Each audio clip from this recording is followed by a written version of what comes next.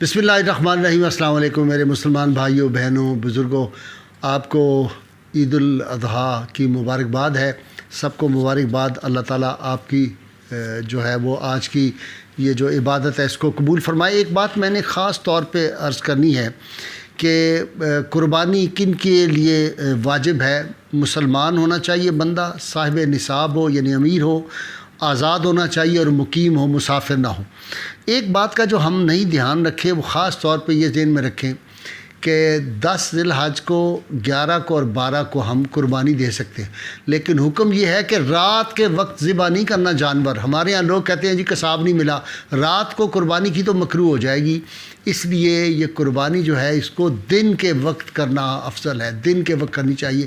رات کو قربانی آپ نے نہیں کرنی، اور جانور کو پہلے پانی پلانا ہے، اس کو کھانا کھلانا ہے، یہ نہیں خالی پیٹ اس کو یا پیاسا جو ہے وہ نہیں ہونا چاہیے۔ اسی طرح اس کی جو کھال وغیرہ ہے وہ کہتے ہیں قصاب کو ہم دے دیں، جو اس کے پیسے دینے ہیں، اس کے گلے میں جو گھنٹیاں وغیرہ ہوتی ہیں، یہ ہر چیز صدقہ آپ نے کرنی ہے۔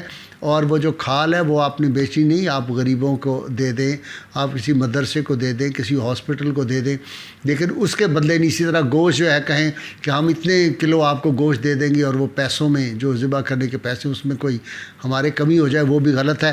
اسی طرح جو بھینس ہے یہ دھیان کرنا چاہیے، بیل ہے، گائے ہے، 2 سال کی ہے، اس کی عمر دیکھنی ہے، اور اس کے سینگ ٹوٹے ہوئے نہ ہوں، اس کے دانت ٹوٹے ہوئے نہ ہوں، وہ بالکل لاغر نہ ہو، اس کی آنکھ ضائع ہوئی نہ ہوئی ہو، یعنی تندرست جانور، بہترین جانور دینا چاہیے اللہ کی راہ میں۔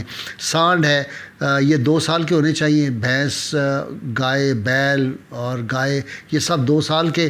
اونٹ جو ہے وہ 5 سال کا ہونا چاہیے۔ اسی طرح گائے جو بکری ہے یہ 1 برس کی ہونی چاہیے، اور جو مینڈا ہے وہ 1 سال کا ہو یا 6 ماہ کا بھی اگر ہو اور اس کی صحت اچھی ہو تو وہ بھی ٹھیک ہے۔ دعا ضرور پڑھنی چاہیے۔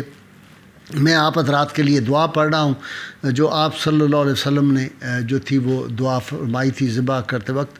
اور جانور جو ہے وہ روبہ قبلہ ہونا چاہیے، یہ بھی دھیان کرنا چاہیے، پڑھنا چاہیے۔ بسم اللہ الرحمن الرحیم۔ انی وجہت وجہی للذی فطر السماوات والارض علی ملت ابراہیم حنیفا وما انا من المشرکین ان صلاتی ونسکی ومحیای ومماتی للہ رب العالمین لا شریک لہ وبذالک امرت وانا من المسلمین اللہم منکا ولکا انا بسم اللہ واللہ اکبر۔ تو یہ بسم اللہ واللہ اکبر اس وقت جب آپ نے چلانا ہے ہتھیار تو اس وقت مسلسل اس کو پڑھنا ہے۔ اگر اس وقت مس کر دیا، کسی نے دھیان کسی طرف اور کر لیا، کوئی باتیں کر رہا ہے، کوئی کہہ رہا ہے ٹانگ پکڑو، ادھر چلا دیا، تو وہ آپ کی قربانی نہیں ہوگی۔ اس لیے ان باتوں کا خاص طور پہ جو ہے وہ خیال رکھیں۔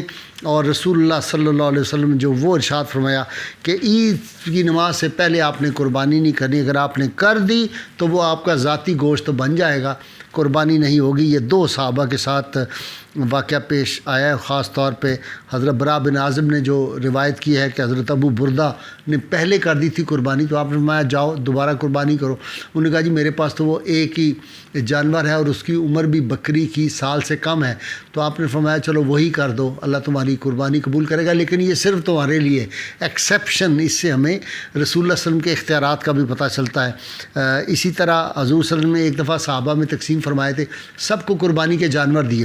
عقبہ بن عامر جہنی رضی اللہ تعالیٰ عنہ کہتے ہیں میرے پاس 1 سال سے کم 6 ماہ کا بکری کا بچہ مجھے ملا، میں نے حضور صلی اللہ علیہ وسلم کی بارگاہ میں عرض کیا یا رسول اللہ باقی تو سب کو بڑے جانور ملے، مجھے تو 6 ماہ کا ملا۔ آپ نے فرمایا تم یہی دے دو، اللہ تمہاری قبول کرے گا۔ تو دیکھیں یہاں سے ہمیں پتہ چلتا ہے رسول اللہ صلی اللہ علیہ وسلم کی 2 حیثیتیں ہیں، آپ شارع بھی ہیں اور شارح بھی ہیں، شریعت دینے والے بھی ہیں اور شریعت جو ہے اس کو ایکسپلینیشن دینے والے بھی، شرح کرنے والے بھی ہیں۔